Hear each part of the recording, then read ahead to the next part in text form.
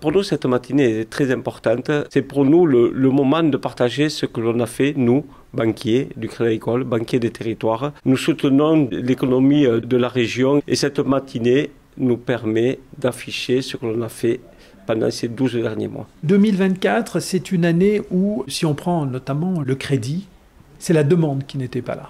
C'est pas l'offre bancaire. L'offre bancaire, elle est toujours disponible, mais la demande n'était pas là. On pense que c'est les taux trop élevés. C'est pas ça la réalité. La réalité, c'est que on n'emprunte que quand on est optimiste. Et quand tout l'environnement nous rapporte que des nouvelles difficiles, que ce soit des conflits armés aux portes de l'Europe, que ce soit des éléments d'inflation élevés, des éléments de remontée du chômage, tout ça fait que on s'engage pas sur le futur, on se prémunit de cela. Et donc ça crée une pause, un différé.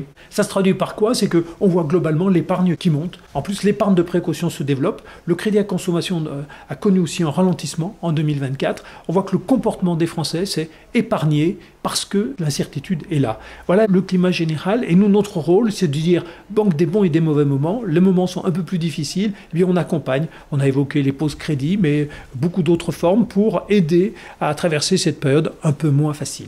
Nous, Caisse du Languedoc, nous avons passé une année, je veux dire, relativement sereine. Nous restons sur 3 années consécutives où les résultats vont pas trop mal. On a continué à soutenir tous nos métiers et tous nos clients. Les banques en ligne nous ont bousculés. Elles ont rehaussé les standards de la banque digitale. Et on doit proposer une banque digitale compétitive qui soit dans ses meilleurs standards. Et on continue d'améliorer nos offres en la matière. Ça ne fait pas débat. La banque est un métier complexe. La complexité, c'est pas celle du métier, c'est celle que perçoit le client.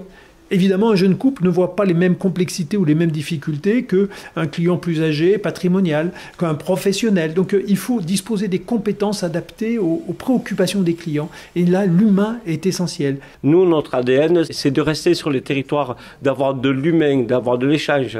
On s'appuie bien sûr sur tout ce qui est digital, mais pour moi, l'humain, avoir un conseil, serrer une main, c'est très important aussi.